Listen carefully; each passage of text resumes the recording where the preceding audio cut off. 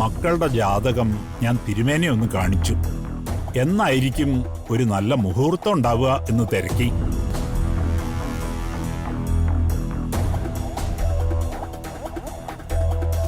പത്തു ദിവസത്തിനുള്ളിലാണെങ്കിൽ വിശേഷപ്പെട്ട ഒരു മുഹൂർത്തം ഉണ്ടെന്ന് തിരുമേനി എന്നോട് പറഞ്ഞു. 10 ദിവസം അങ്ങനെ പറഞ്ഞ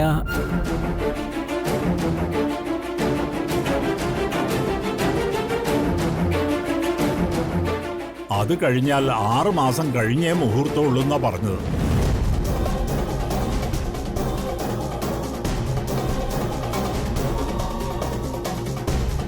എന്നാ പിന്നെ വേറെ എന്ത് ആലോചിക്കാനാ തിരുമേനി?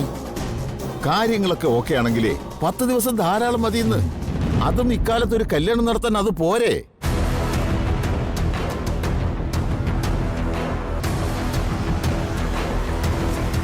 അല്ല, 10 ദിവസം എന്ന് പറയുന്നത് എന്തായാലും ശരിയാവുന്ന കാര്യമല്ല. നിങ്ങളെപ്പോലെ അല്ലല്ലോ, ഞങ്ങളുടെ അവസ്ഥ കൂടി നോക്കണ്ടേ. അമ്മ പറഞ്ഞതാണ് കാര്യം. ഞാൻ മുമ്പ് തന്നെ പറഞ്ഞിരുന്നല്ലോ, നീക്കിയിരിപ്പൊന്നും കാര്യമായിട്ടില്ലേ, എല്ലാം ഒന്നേന്ന് തുടങ്ങണം. അതിന് തിരുമേനി എന്തിനാ പരിഭ്രമിക്കുന്നേ? വിവാഹം നടത്തേണ്ട കാര്യങ്ങളൊക്കെ ഞങ്ങള് ചെയ്തോളാം. എന്നാലും അതങ്ങനെയല്ലല്ലോ.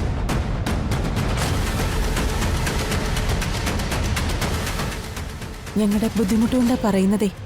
10 ദിവസം ഒന്നിനും തികയില്ല. കുട്ടികൾ തമ്മിൽ കാണുന്നത് വരെ രണ്ടും രണ്ട് കുടുംബമായിരുന്നു. പക്ഷേ അവർ മനസ്സുകൊണ്ട് ഇഷ്ടപ്പെടാൻ തുടങ്ങിയ അന്നു മുതൽ നമ്മൾ ഒരു കുടുംബമാണ് എന്ന് പറഞ്ഞാൽ, ഇവിടെ ഇപ്പം നമ്മളൊരു തീരുമാനം എടുത്താൽ നമ്മളെല്ലാവരും കൂടി അതങ്ങ് നടത്തും. അവരുടെ നന്മയ്ക്ക് വേണ്ടിയല്ലേ. എത്രയും പെട്ടെന്ന് നമുക്കതങ്ങ് നടത്താൻ തിരുമേനി.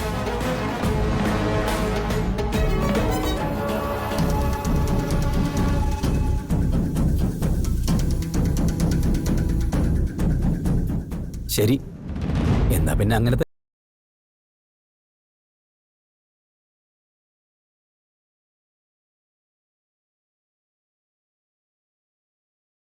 സ്ത്രീധനായിട്ട് എനിക്ക് തരാൻ പറ്റുന്നത്. അല്ല, സ്ത്രീധനം എത്ര വേണമെന്ന് പെൺകുട്ടിയുടെ വീട്ടുകാരല്ലല്ലോ തീരുമാനിക്കുന്നത്. കൽപ്പന, അത് ആൺ വീട്ടുകാരുടെ അവകാശമല്ലേ. ഞങ്ങൾക്ക് വേണ്ട സ്ത്രീധനം എത്രയാന്ന് ഞങ്ങൾ പറയാം. അത് ഉണ്ടെങ്കിലേ വിവാഹം നടക്കൂ. നീ വിലക്കണ്ട. ഇവിടുത്തെ മൂത്ത മരുമകൾ എന്ന നിലയ്ക്ക് എനിക്കും ചില അവകാശങ്ങളുണ്ട്.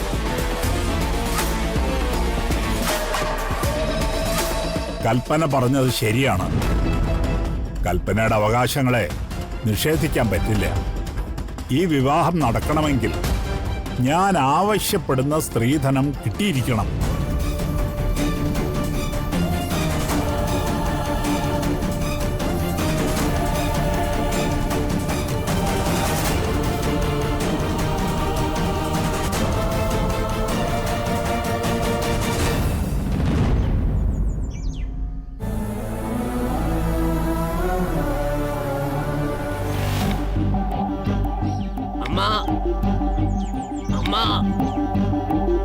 അമ്മാ, വല്ലതും തരണേ,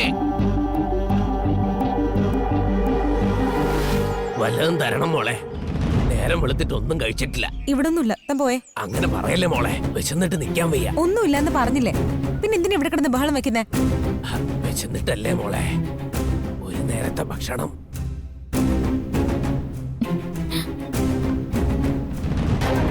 മനുഷ്യൻ ഓരോ ടെൻഷനിൽ ഇരിക്കുമ്പോഴാ ഓരോരുത്തർ കേറി വരുന്നേ.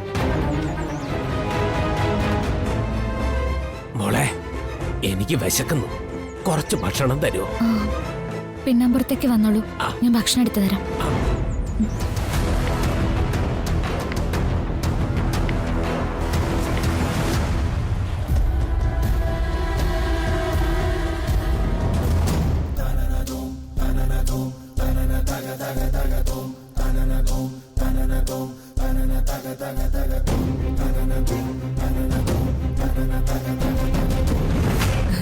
സ്ത്രീധനം എന്താ വേണ്ടതെന്ന് അച്ഛൻ പറഞ്ഞില്ല.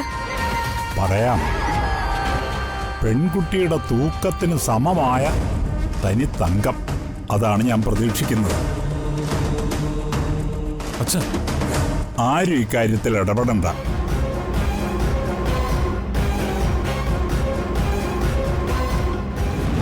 ക്ഷമിക്കണം. ഇവിടേക്ക് കയറി വന്നത് തന്നെ ഞങ്ങൾ കാണിച്ച അവിവേകാണ്. അമ്മേ, വാ നമുക്കിറങ്ങാം. ആ തിരുമേനി ഇരിക്കൂ, പോകാൻ വരട്ടെ. പെൺകുട്ടിയുടെ തൂക്കത്തിന് തനി തങ്കം, അതാണ് ഞാൻ പറഞ്ഞത്.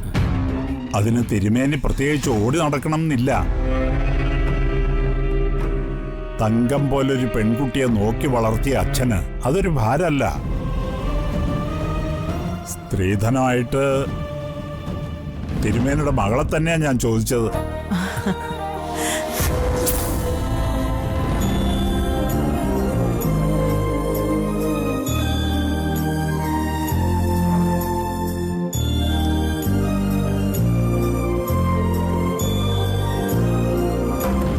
പിന്നെ എന്തെങ്കിലും കൊടുത്തുവിട്ടേ ഒക്കുമെന്ന് നിർബന്ധമാണെങ്കിൽ അവൾക്ക് പ്രാർത്ഥിക്കാൻ വേണ്ടി പൂജിച്ച ഒരു കൃഷ്ണവിഗ്രഹം കൊടുത്തയക്കുക. അതിനപ്പുറം ഈ കുടുംബം യാതൊന്നും ആഗ്രഹിക്കുന്നില്ല.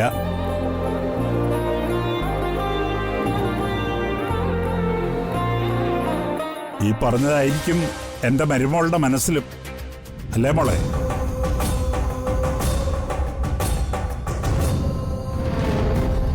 സത്യം പറയാലോ, ഞാനൊന്നും ഭയന്നു. നിങ്ങൾ മാത്രമല്ല, ഞങ്ങളും അങ്ങ് പേടിച്ചുപോയി. എന്താ നിങ്ങളുടെ സമ്പത്തെന്ന് എന്നോട് ആരെങ്കിലും ചോദിച്ചാൽ കമ്പനി കണക്കുകളോ ബാങ്ക് ബാലൻസോ അല്ല ഞാൻ പറയാ, എന്റെ ഈ 2 മക്കളെക്കുറിച്ചാ. അതുപോലെ തന്നെയാണ് തിരുമേനിക്കും. ഐശ്വര്യമുള്ള സമ്പത്താ അങ്ങയുടെ മകള്.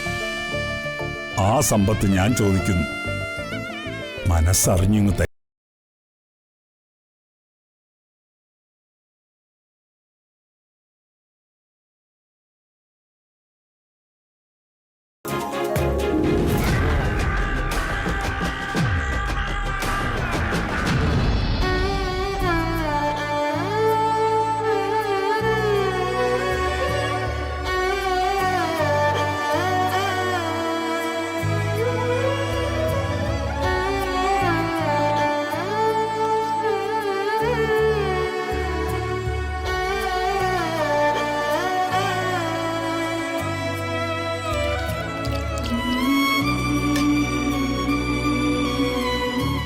നന്ദിയുണ്ട് മോളെ. എനിക്ക് വയറ് നിറയെ ആഹാരം തന്നതിന് മോക്ക് വേണ്ടി ഞാൻ ദൈവത്തിനോട് പ്രാർത്ഥിക്കാം. മോക്ക് മനസ്സിൽ എന്തെങ്കിലും ആഗ്രഹങ്ങളുണ്ടെങ്കിൽ വൈകാതെ അത് ഈശ്വരൻ നടത്തിത്തരും.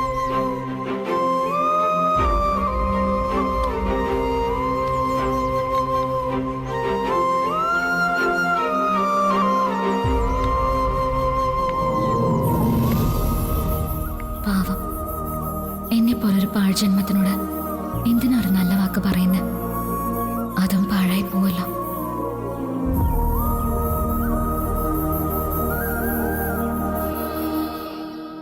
തിരുമേനി, നമ്മൾ 2 കൂട്ടരുടെ ആചാരങ്ങൾ തമ്മില് ചിലപ്പോ ചില വ്യത്യാസങ്ങളൊക്കെ ഉണ്ടാവും. അതെങ്ങനെ പറയൂന്ന് ആലോചിച്ച് വിഷമിക്കണ്ട. തിരുമേനി എന്താണോ പറയുന്നത് അതനുസരിച്ച് ഞങ്ങൾ കാര്യങ്ങൾ ചെയ്തോളാം. അതിപ്പോ അങ്ങനെ പ്രത്യേകിച്ചൊന്നുമില്ല. സത്യം പറഞ്ഞാല് ഒരു സുന്ദരമായ സ്വപ്നം കണ്ടു തീർത്തിട്ട് കണ്ണു തുറക്കുമ്പോ അതെല്ലാം കൂടി മുമ്പിലിരിക്കുന്ന അവസ്ഥയാണ് എനിക്കിപ്പോ.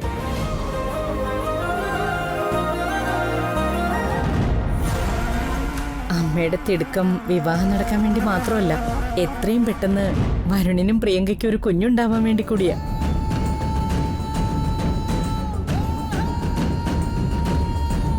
ഈ കണ്ട സ്വത്തുക്കൾക്കൊക്കെ ഒരവകാശി വേണ്ടേ? സൂര്യയുടെ കാര്യത്തില് അതിനുള്ള ഭാഗ്യം ഞങ്ങൾക്ക് കിട്ടിയില്ലല്ലോ. ഓ, തുടങ്ങി അവകാശം പറയാം.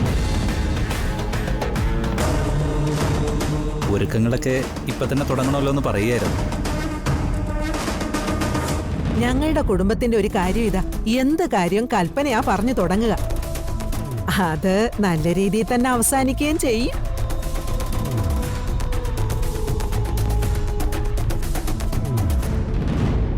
മോനെ, വിശേഷിച്ചൊന്നും പറയേണ്ട കാര്യമില്ല.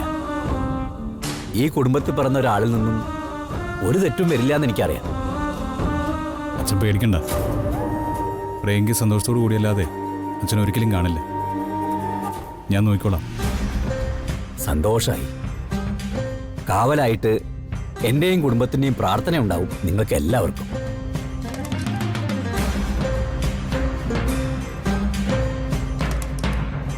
എന്നാ ഞങ്ങൾ ഇറങ്ങാം. അപ്പൊ പിന്നെ നിശ്ചയത്തിന് കാണാം.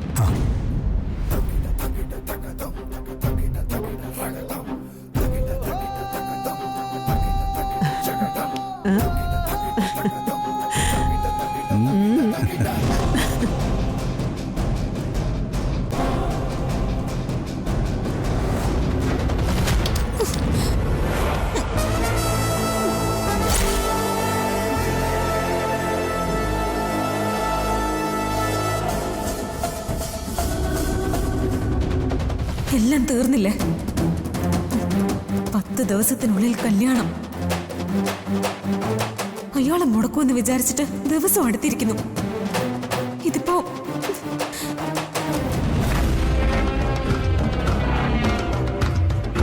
കല്യാണം കഴിഞ്ഞ് കണ്ടവരുടെ അടുക്കള ചെന്ന് കയറിയ നിന്നെ പിന്നെ എന്തിനു കൊള്ളാം?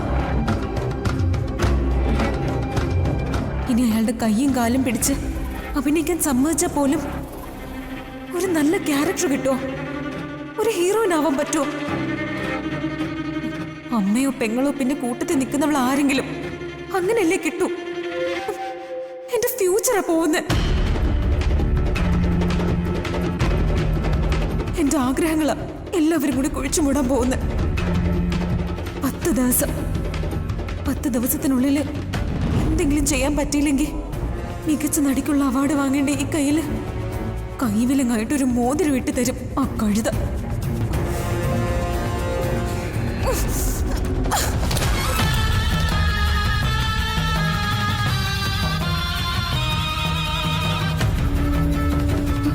പ്രിയേ,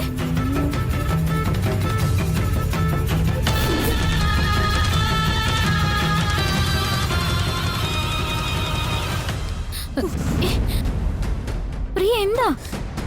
എന്ത് കാര്യം പറ. ആ കത്ത് അയക്ക് കൊടുത്തു എന്നല്ലേ പറഞ്ഞത്? അത് സത്യമാണോ? ആ സത്യമാണ്. ഇല്ല, കള്ളം. അയാൾ ആ കത്ത് വായിച്ചിരുന്നെങ്കിൽ ഇപ്പൊ ഇതുപോലൊരു തീരുമാനം ഉണ്ടാവില്ല.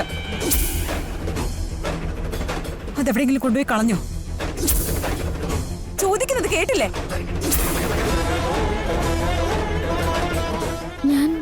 ഞാനത് അദ്ദേഹത്തിന്റെ കയ്യിൽ കൊടുത്തു. നമ്മുടെ അച്ഛനാണ് സത്യം, ഭഗവാനാണ് സത്യം. എന്നിട്ട് പിന്നെ എന്താ ഇങ്ങനെയൊക്കെ? മോളെ രാധികേ, പ്രിയേ, അച്ഛനെ അമ്മ വിഷമിപ്പിക്കരുത്.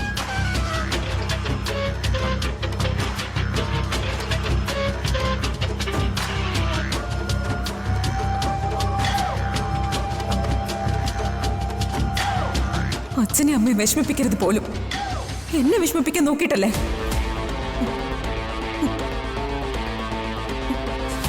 നോക്കിക്കോ, നാണം കെടും. ഇത് തീരുമാനിച്ചവരെ എല്ലാവരെയും ഞാൻ നാണം കെടുത്തു.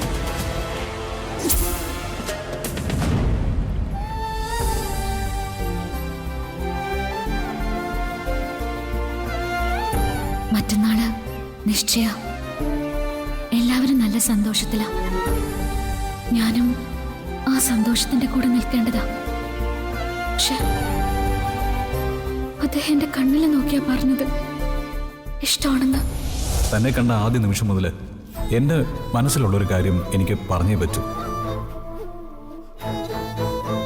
എനിക്ക് തന്നെ ഇഷ്ടമാണ്.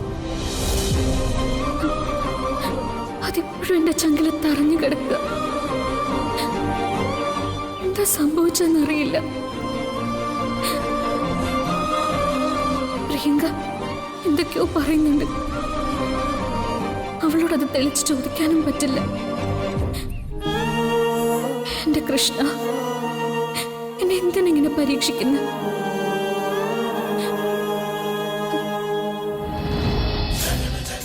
എന്താ വിഷമിച്ച് നിൽക്കുന്നേ?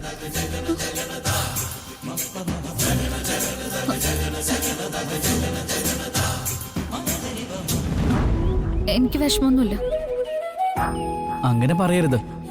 അത് നല്ല മനസ്സാണ്. പക്ഷേ ഉള്ളൊരുകുന്നുണ്ട്. സംഭവിച്ചതെല്ലാം നല്ലതിന്, സംഭവിച്ചുകൊണ്ടിരിക്കുന്നതും നല്ലതിന്.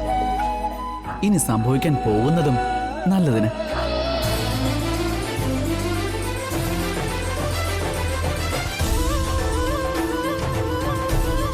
കുറച്ചൊക്കെ വിഷമിച്ചാലും അവസാനം തെറ്റിദ്ധാരണകളൊക്കെ മാറും. അതിനപ്പുറമായിരിക്കും യഥാർത്ഥ സന്തോഷം.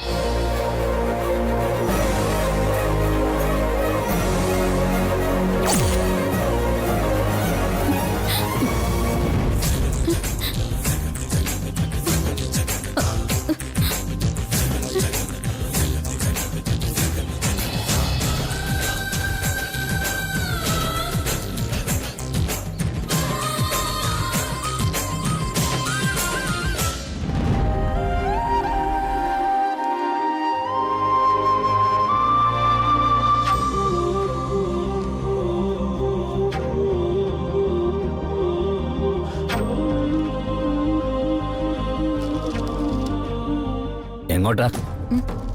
കോളേജിലേക്ക്. ഇനിയിപ്പോ പോണ്ട. മറ്റന്നാൾ നിശ്ചയമാണ്. 10 ദിവസം കഴിഞ്ഞ കല്യാണ. അതുവരെ എങ്ങോട്ടും പോണ്ട. എന്താ അച്ഛാ ഇത്? കല്യാണത്തിന്റെ പേരും പറഞ്ഞ് എന്നെ ഇതിനകത്ത് അടച്ചു പൂട്ടിയിടാനാണ് തീരുമാനിച്ചിരിക്കുന്നത്. അച്ഛൻ അങ്ങനെയല്ലല്ലോ പറഞ്ഞത്. ഇനി നീ പഠിക്കണോ വേണ്ടയോന്നൊക്കെ നിന്റെ ഭർത്താവും വീട്ടുകാരും തീരുമാനിക്കും. അവരോട് ചോദിച്ചിട്ട് നീ എന്താന്ന് വെച്ച് ചെയ്തോ. പറ്റില്ല, എനിക്ക് പോണം. ധിക്കാരത്തിനൊന്നും നിൽക്കണ്ട. പോകണ്ടെന്ന് പറഞ്ഞാ പോണ്ട. ശരി, ഇനി പോകുന്നില്ല. കോളേജിൽ എന്റെ ടീച്ചർമാരോടും കൂട്ടുകാരോടും ഒക്കെ പറയണമല്ലോ, അതിന് പോവാലോ. അവരുടെയൊക്കെ ഫോൺ നമ്പർ കയ്യിലില്ലേ? വിളിച്ചു പറഞ്ഞാ പോരെ? നേരിട്ട് പറഞ്ഞ എന്താ കുഴപ്പം? ആദ്യം കല്യാണത്തിന് സമ്മതിക്കാത്തതായിരുന്നു കുഴപ്പം. ഇപ്പൊ ഞാൻ ചെയ്യുന്നത് എല്ലാം കുഴപ്പമാണോ? മുത്തശ്ശി, മുത്തശ്ശി എന്താ ഒന്നും മിണ്ടാതിരിക്കുന്നെ? ദേവ, പെൺകുട്ടികൾക്ക് സ്വതന്ത്രമായി നടക്കാനുള്ള സമയം കല്യാണം വരെയാ. അവളൊന്നു പോയി എല്ലാവരെയും കണ്ടു പറയട്ടെ. അതിനിനി ഒരു തർക്കവും വേണ്ട. അല്ല അമ്മ, അത് എന്റെ കുട്ടിയുടെ ഭാഗത്തുനിന്ന് ഒരു അബദ്ധവും ഉണ്ടാവില്ല. ഞാനല്ലേ പറയുന്നേ. അച്ഛാ, പ്ലീസ് അച്ഛാ, ഇത്രയും കാലം കൂടെ പഠിച്ചവരെ അവസാനമായിട്ട് കാണാൻ ഒരാഗ്രഹം ഉണ്ടാവില്ല എനിക്ക്. ശരി, അധികം വൈകാൻ നിൽക്കണ്ട. ഇല്ലെങ്കിൽ ഞാൻ അങ്ങോട്ട് വരും. വൈകില്ല, ഒട്ടും വൈകില്ല.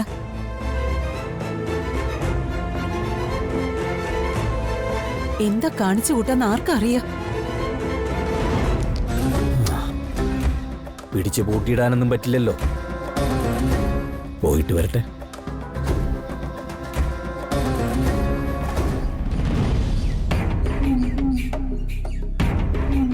രണ്ട് ദിവസം കഴിഞ്ഞ കല്യാണം നിശ്ചയമാ. 10 ദിവസത്തിനുള്ളിൽ കല്യാണവും നടക്കണം. ശരത്തെ, നീ പറഞ്ഞതിന്റെ പേരില എല്ലാവരോടും ഞാൻ കുഴപ്പമുണ്ടാക്കാൻ നിന്നത്. ഇനി എന്താ നിന്റെ പ്ലാൻ? എന്തെങ്കിലും ഒന്ന് പറ. 10 ദിവസം ഉണ്ടല്ലോ. എന്നെ കൊലക്ക് കൊടുക്കാനോ? കല്യാണ പന്തൽ എങ്ങാനും പോയി നിൽക്കേണ്ട ഒരു അവസ്ഥ വന്നാ പിന്നെ നീ എന്നെ ജീവനോട് കാണില്ല. ആ ഡയറക്ടറുടെ കാര്യം എന്തായി? അതല്ലെങ്കിൽ വേറെ എവിടെയെങ്കിലും ഒരു ന്യൂ ഫേസിനെ അന്വേഷിക്കുന്നുണ്ടാവില്ലേ? എനിക്ക് എന്തെങ്കിലും ഒന്ന് ശരിയാക്കിത്താ. എന്തിനായാലും 3-4 ദിവസത്തെ സമയം ആവശ്യം. അതിനു മുൻപ് താൻ എന്തെങ്കിലും അതിക്രമം കാണിച്ചാലേ മൊത്തത്തിൽ കുടുങ്ങിപ്പോവും. അതുകൊണ്ട് കല്യാണ നിശ്ചയം നടന്നോട്ടെ. ശരത്തെ, നിനക്കിതിന്റെ സീരിയസ്നെസ് മനസ്സിലാവാഞ്ഞിട്ടാ. അച്ഛന്റെ അന്തസ്സും കണിമംഗലം പരമേശ്വരന്റെ അഭിമാനവും കൂടിയാ കൂട്ടിക്കെട്ടുന്നത്. നാശം പിടിച്ചവര് എന്റെ തലയെ കണ്ടുള്ളൂ. പ്രിയങ്കേ, ഇതിപ്പോ വളരെ സ്മൂത്ത് ആയിട്ട് കൈകാര്യം ചെയ്യണം. താനീ പറയുന്ന 10 ദിവസം ഉണ്ടല്ലോ, കല്യാണത്തിനുള്ള 10 ദിവസം. അതിനു മുൻപ് ഏതെങ്കിലും ഒരു സിനിമ ഷൂട്ടിങ്ങിൽ തന്നെ ഞാൻ ക്യാമറയുടെ മുമ്പിൽ നിർത്തിയിരിക്കും. തനിക്കെന്നെ വിശ്വസിക്കാം. സത്യം തന്നെ അല്ലേ? സത്യം. ദേ നോക്ക്, നിന്നെ ആരെങ്കിലും കല്യാണം കഴിച്ചുകൊണ്ട് പോകുന്നത് എനിക്കിഷ്ടമുള്ള കാര്യമാണോ? അതുകൊണ്ട് എന്റെ പൊന്നുമോളൊരു കാര്യം ചെയ്യും. ഇപ്പൊ തൽക്കാലം വിവാഹ നിശ്ചയത്തിന് അച്ഛന്റെ അമ്മയുടെ അനുസരണയുള്ള മോളായിട്ട് അങ്ങ് നിന്നു കൊടുക്കണം. ജീവിതത്തിൽ നന്നായി അഭിനയിച്ച് തീർത്തിട്ട് ക്യാമറയുടെ മുമ്പിലേക്ക് പോവാം. ഓക്കെ, ഞാൻ നീ പറയുന്ന പോലെയൊക്കെ ചെയ്യാം. വിവാഹം നടക്കാതിരിക്കാൻ വേണ്ടി ഒരു എൻഗേജ്മെന്റ്.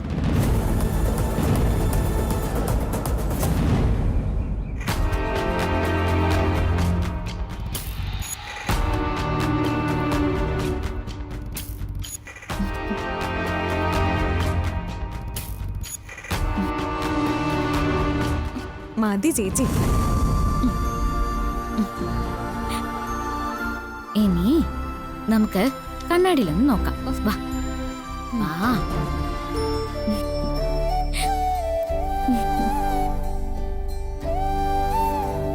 ഉം.